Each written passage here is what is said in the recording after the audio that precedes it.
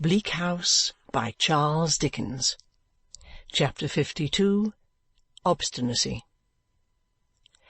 But one other day had intervened when, early in the morning, as we were going to breakfast, Mr. Woodcourt came in haste with the astounding news that a terrible murder had been committed for which Mr. George had been apprehended and was in custody.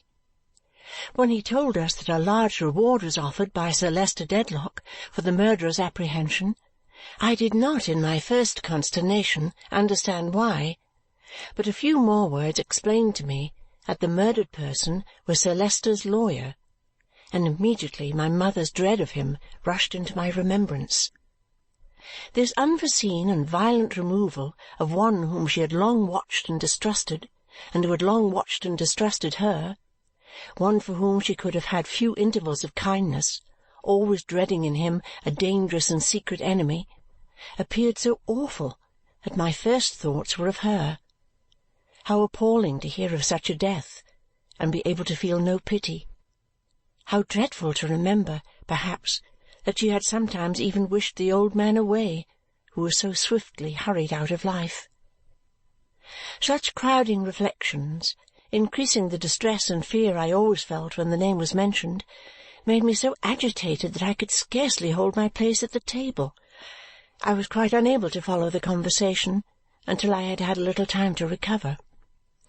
But when I came to myself and saw how shocked my guardian was, and found that they were earnestly speaking of the suspected man, and recalling every favourable impression we had formed of him out of the good we had known of him, my interest and my fears were so strongly aroused in his behalf that I was quite set up again. "Guardian, you don't think it possible that he is justly accused?" "My dear, I can't think so.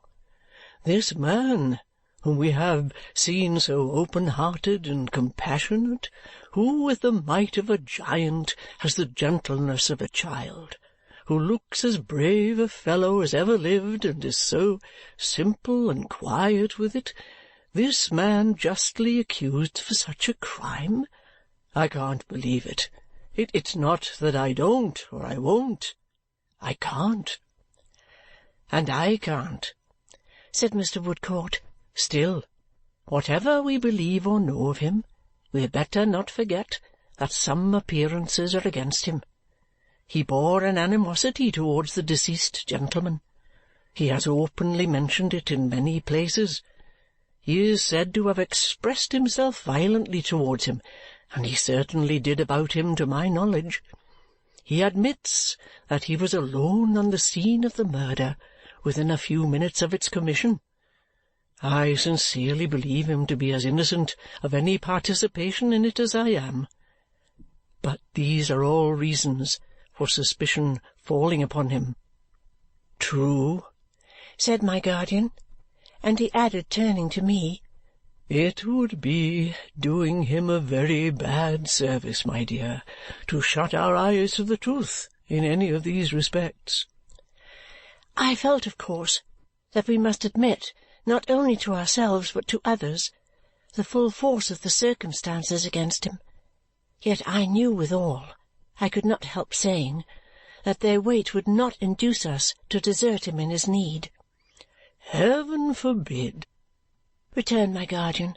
"We will stand by him as he himself stood by the two poor creatures who are gone." He meant Mr. Gridley and the boy, to both of whom Mr. George had given shelter.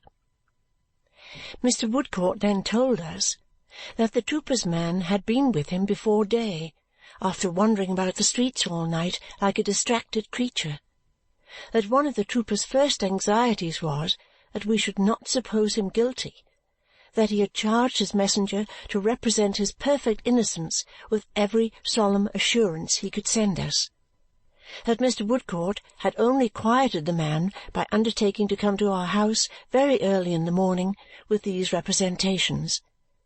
He added that he was now upon his way to see the prisoner himself. My guardian said directly he would go too. Now, besides that I liked the retired soldier very much, and that he liked me, I had that secret interest in what had happened which was only known to my guardian. I felt as if it came close and near to me. It seemed to become personally important to myself that the truth should be discovered, and that no innocent people should be suspected, for suspicion, once run wild, might run wilder. In a word, I felt as if it were my duty and obligation to go with them. My guardian did not seek to dissuade me, and I went. It was a large prison, with many courts and passages, so like one another and so uniformly paved that I seemed to gain a new comprehension, as I passed along, of the fondness that solitary prisoners, shut up among the same staring walls from year to year, have had, as I have read, for a weed or a stray blade of glass. In an arched room by himself, like a cellar upstairs, with walls so glaringly white that they made the massive iron window bars and iron-bound door even more profoundly black than they were, we found the trooper standing in a corner. He had been sitting on a bench there, and had risen when he heard the locks and bolts turn. When he saw us, he came forward a step with his usual heavy tread, and there stopped and made a slight bow. But as I still advanced, putting out my hand to him, he understood us in a moment. "This is a load off my mind, I do assure you, miss and gentlemen," said he, saluting us with great heartiness and drawing a long breath. "And now I don't so much care how it ends." He scarcely seemed to be the prisoner. What with his coolness and his soldierly bearing, he looked far more like the prison guard. "This is even a rougher place than my gallery to receive a lady in," said Mr. George, "but I know Miss Summerson will make the best of it." As he handed me to the bench on which he had been sitting, I sat down, which seemed to give him great satisfaction. "I thank you, miss," said he.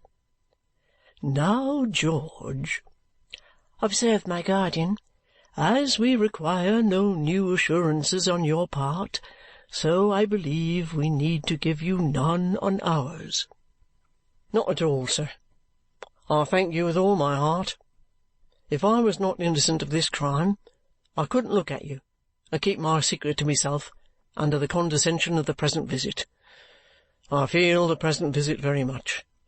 I am not one of the eloquent sort, but I feel it, Miss Summerson and gentlemen, deeply." He laid his hand for a moment on his broad chest and bent his head to us. Although he squared himself again directly, he expressed a great amount of natural emotion by these simple means.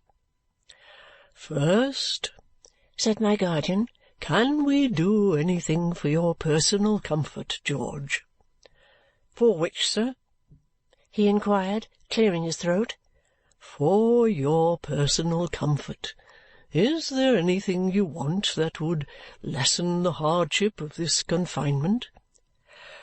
"Well, sir," replied George, after a little cogitation, "I am equally obliged to you, but tobacco being against the rules, I can't say that there is. You will think of many little things, perhaps, by and by. Whenever you do, George, let us know." "Thank you, sir." "Howsoever," observed Mr. George with one of his sunburnt smiles, "a man who has been knocking about the world in a vagabond kind of a way as long as I have gets on well enough in a place like the present, so far as that goes. Next, as to your case," observed my guardian. "Exactly so, sir," returned Mr. George, folding his arms upon his breast with perfect self-possession and a little curiosity. "How does it stand now?" "Why, sir, it is under remand at present. Bucket gives me to understand that you will probably apply for a series of remands from time to time until the case is more complete. How it is to be made more complete, I don't myself see, but I dare say Bucket will manage it somehow."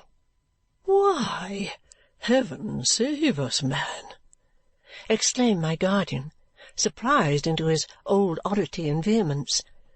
You talk of yourself as if you were somebody else." "Oh, no offence, sir," said Mr. George. "I'm very sensible of your kindness. But I don't see how an innocent man is to make up his mind to this kind of thing without knocking his head against the walls, unless he takes it in that point of view." "That is true enough to a certain extent," returned my guardian, softened. "But, my good fellow, even an innocent man must take ordinary precautions to defend himself." "Certainly, sir, and I have done so. I have stated to the magistrates, 'Gentlemen, I am as innocent of this charge as yourselves. What has been stated against me in the way of facts is perfectly true. I know no more about it. I intend to continue stating that, sir. What more can I do? It's the truth." "But the mere truth won't do," rejoined my guardian. "Won't it indeed, sir?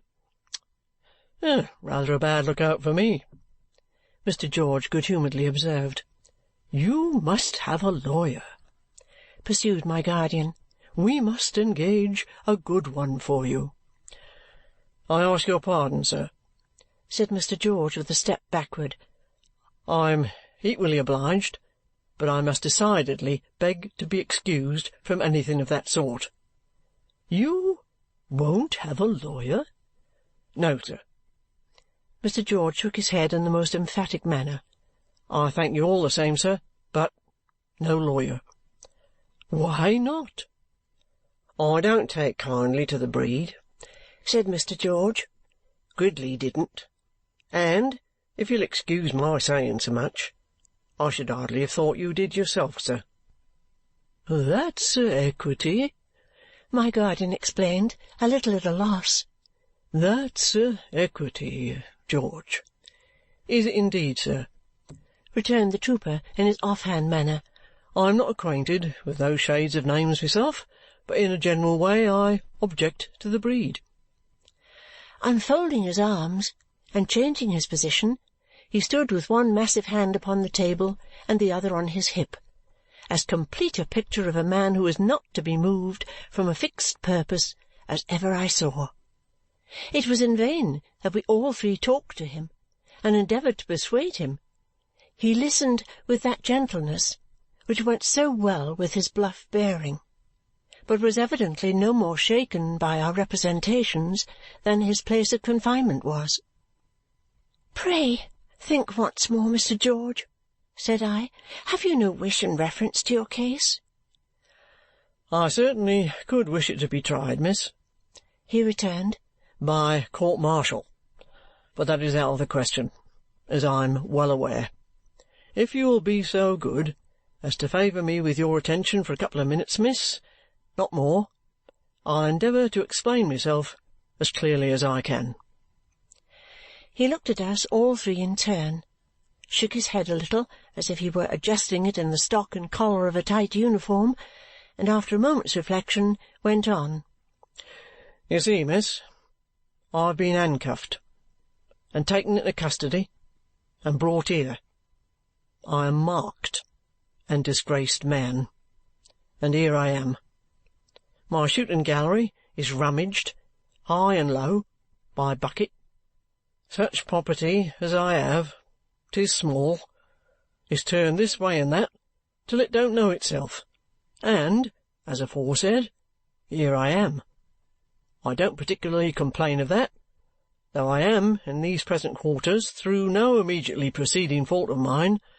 I can very well understand that if I hadn't gone into the vagabond way in my youth, this wouldn't have happened. It has happened. Then comes the question how to meet it." He rubbed his swarthy forehead for a moment with a good-humoured look and said apologetically, "I'm such a short-winded talker that I must think a bit." Having thought a bit, he looked up again and resumed. "How to meet it. Now, the unfortunate deceased was himself a lawyer and had a pretty tight hold of me. I don't wish to rake up his ashes, but he had. what I should call, if he was living, a devil of a tight hold of me. I don't like his trade, the better for that. If I had kept clear of his trade, I should have kept outside this place, but that's not what I mean. Now, suppose I had killed him. Suppose I really had discharged into his body any one of those pistols recently fired off that Bucket has found at my place, and dear me, might have found there any day, since it has been my place. What should I have done? As soon as I was hard and fast here? Got a lawyer? He stopped on hearing someone at the locks and bolts, and did not resume until the door had been opened and was shut again. For what purpose opened, I will mention presently.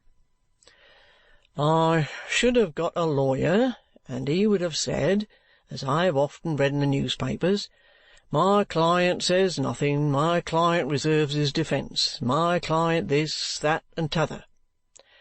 Well, 'tis not the custom of that breed to go straight, according to my opinion, or to think that other men do. Say I'm innocent, and I get a lawyer. He would be as likely to believe me guilty as not, perhaps more. What would he do? Whether or not? Act as if I was. Shut up my mouth, tell me not to commit myself, keep circumstances back, chop the evidence small, quibble, and get me off perhaps. But, Miss Summerson, do I care for getting off in that way, or would I rather be hanged in my own way? If you'll excuse my mentioning anything so disagreeable to a lady. He had warmed into his subject now, and was under no further necessity to wait a bit. I would rather be hanged in my own way, and I mean to be. I don't intend to say," looking round upon us with his powerful arms akimbo and his dark eyebrows raised, "that I am more partial to being hanged than another man. What I say is, I must come off clear and full, or not at all. Therefore, when I hear stated against me what is true, I say it's true. And when they tell me whatever you say will be used, I tell them I don't mind that. I mean it to be used. If they can't make me innocent out of the whole truth, they're not likely to do it out of anything less, or anything else. And if they are, it's worth nothing to me." Taking a pace or two over the stone floor, he came back to the table and finished what he had to say. "I thank you, miss, and gentlemen, both, many times for your attention, and many times more for your interest. That's the plain state of the matter, as it points itself out to a mere trooper with a blunt broadsword kind of a mind. I've never done well in life beyond my duty as a soldier, and if the worst comes after all, I shall reap pretty much as I have sown. When I got over the first crash of being seized as a murderer, it don't take a rover who has knocked about so much as myself so very long to recover from a crash. I worked my way round to what you find me now. As such, I shall remain. No relations will be disgraced by me or made unhappy for me, and that's all I've got to say." The door had been opened to admit another soldier-looking man of less prepossessing appearance at first sight, and a weather-tanned, bright-eyed, wholesome woman with a basket, who, from her entrance, had been exceedingly attentive to all Mr. George had said. Mr. George had received them with a familiar nod and a friendly look, but without any more particular greeting in the midst of his address. He now shook them cordially by the hand and said, "Miss Summerson and gentlemen, this is an old comrade of mine, Matthew Bagnet, and this is his wife, Mrs. Bagnet." Mr. Bagnet made us a stiff military bow, and Mrs. Bagnet dropped us a curtsy. "Real good friends of mine they are," said Mr. George. "It was at their house I was taken." "With a second-hand whaling-chuller," Mr. Bagnet put in, twitching his head angrily, "of a good tone for a friend that money was no object to." "Matt," said Mr. George, "you have heard pretty well all I've been saying to this lady and these two gentlemen. I know it meets your approval." Mr. Bagnet, after considering, referred the point to his wife. "Old girl," said he, "tell 'em whether or not it meets my approval." "Why, George!" exclaimed Mrs. Bagnet, who had been unpacking her basket, in which there was a piece of cold pickled pork, a little tea and sugar, and a brown loaf. "You ought to know it don't. You ought to know it enough to drive a person wild to hear you. You won't be got off this way, and you won't be got off that way. What do you mean by such picking and choosing? It's stuff and nonsense, George." "Don't be severe upon me in my misfortunes, Mrs. Bagnet," said the trooper lightly. "Oh, bother your misfortunes!" cried Mrs. Bagnet. "If they don't make you more reasonable than that comes to. I never was so ashamed in my life to hear a man talk folly as I have been to hear you talk this day to the present company. Lawyers?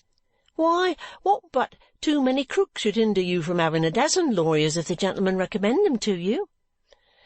"This is a very sensible woman," said my guardian. "I hope you will persuade him, Mrs. Bagnet."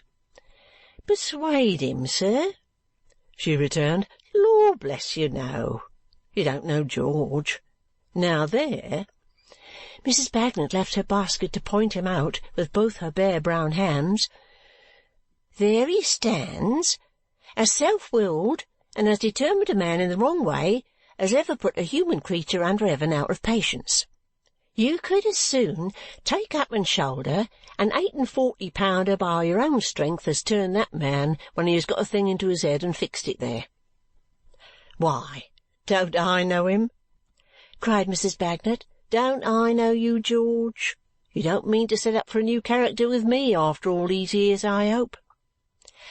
Her friendly indignation had an exemplary effect upon her husband, who shook his head at the trooper several times as a silent recommendation to him to yield.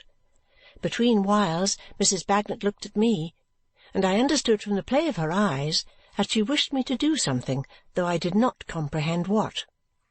"But I've given up talking to you, old fellow, years and years," said Mrs. Bagnet as she blew a little dust off the pickled pork, looking at me again. "And when ladies and gentlemen know you as well as I do, they'll give up talking to you too. If you are not too headstrong to accept a bit of dinner, here it is." "I accept it with many thanks," returned the trooper. "Do you, though, indeed?" said Mrs. Bagnet, continuing to grumble on good-humouredly. "I'm sure I'm surprised at that. I wonder you don't starve in your own way also. It would only be like you. Perhaps you'll set your mind upon that next." Here she again looked at me, and I now perceived from her glances at the door and at me by turns that she wished us to retire and to await her, following us outside the prison. Communicating this by similar means to my guardian and Mr. Woodcourt, I rose. "We hope you will think better of it, Mr. George," said I, "and we shall come to see you again, trusting to find you more reasonable." "More grateful, Miss Summerson, you can't find me," he returned. "But more persuadable we can, I hope," said I. "And let me entreat you to consider that the clearing up of this mystery and the discovery of the real perpetrator of this deed may be of the last importance to others besides yourself." He heard me respectfully, but without much heeding these words, which I spoke a little turned from him, already on my way to the door. He was observing, this they afterwards told me, my height and figure, which seemed to catch his attention all at once. "'Tis curious," said he. "And yet I thought so at the time." My guardian asked him what he meant. "Why, sir," he answered, "when my ill fortune took me to the dead man's staircase on the night of his murder, I saw a shape so like Miss Summerson's go by me in the dark that I had half a mind to speak to it." For an instant I felt such a shudder as I never felt before or since, and hope I shall never feel again. "It came downstairs as I went up," said the trooper, "and crossed the moonlighted window with a loose black mantle on. I noticed a deep fringe to it. However, it has nothing to do with the present subject, excepting that Miss Summerson looked so like it at the moment that it came into my head. I cannot separate and define the feelings that arose in me after this. It is enough that the vague duty and obligation I had felt upon me from the first of following the investigation was, without my distinctly daring to ask myself any question, increased, and that I was indignantly sure of there being no possibility of a reason for my being afraid. We three went out of the prison and walked up and down at some short distance from the gate, which was in a retired place. We had not waited long when Mr. and Mrs. Bagnet came out too, and quickly joined us. There was a tear in each of Mrs. Bagnet's eyes, and her face was flushed and hurried. "I didn't let George see what I thought about it, you know, miss," was her first remark when she came up. "But he's in a bad way. Poor old fellow." "Not with care and prudence and good help," said my guardian. "A gentleman like you ought to know best, sir," returned Mrs. Bagnet, hurriedly drying her eyes on the hem of her grey cloak. "But I'm uneasy for him. He has been so careless and said so much that he never meant. The gentlemen of the juries might not understand him as Lignum and me do, and then such a number of circumstances have happened bad for him, and such a number of people will be brought forward to speak against him, and Bucket is so deep." "With a second-hand violoncello, and said he played the fife when a boy," Mr. Bagnet added with great solemnity. "Now, I tell you, miss," said Mrs. Bagnet, "and when I say miss, I mean all. Just come into the corner of the wall, and I'll tell you." Mrs. Bagnet hurried us into a more secluded place, and was at first too breathless to proceed, occasioning Mr. Bagnet to say, "Old girl, tell 'em." "Why, then, miss," the old girl proceeded, untying the strings of her bonnet for more air, "you could as soon move Dover Castle as move George on this point, unless you'd got a new power to move him with. And I have got it." "You are a jewel of a woman," said my guardian. "Go on." "Now, I tell you, miss," she proceeded, clapping her hands in her hurry and agitation a dozen times in every sentence, "that what he says concerning no relations is all bosh. They don't know of him, but he does know of them. He has said more to me at odd times than to anybody else, and it warn't for nothing that he spoke once to my Woolwich about whitening and wrinkling mother's heads. For £50 he had seen his mother that day. She's alive and must be brought here straight." Instantly Mrs. Bagnet put some pins into her mouth and began pinning up her skirts all round a little higher than the level of her grey cloak, which she accomplished with surpassing dispatch and dexterity. "Lignum," said Mrs. Bagnet, "you take care of the children, old man, and give me the umbrella. I'm away to Lincolnshire to bring that old lady here." "But, bless the woman!" cried my guardian with his hand in his pocket. "How is she going? What money has she got?" Mrs. Bagnet made another application to her skirts and brought forth a leathern purse, in which she hastily counted over a few shillings, and which she then shut up with perfect satisfaction. "Never you mind for me, miss. I'm a soldier's wife and accustomed to travel my own way. Lignum, old boy," kissing him, "one for yourself, 3 for the children. Now, I'm away into Lincolnshire after George's mother." And she actually set off while we three stood looking at one another lost in amazement. She actually trudged away in her grey cloak at a sturdy pace and turned the corner and was gone. "Mr. Bagnet," said my guardian, "do you mean to let her go in that way?" can't help it," he returned. "Made her way home once from another quarter of the world, with the same grey cloak and same umbrella. Whatever the old girl says, do it. Whatever the old girl says, I'll do it, she does it. Then she is as honest and genuine as she looks," rejoined my guardian, "and it is impossible to say more for her.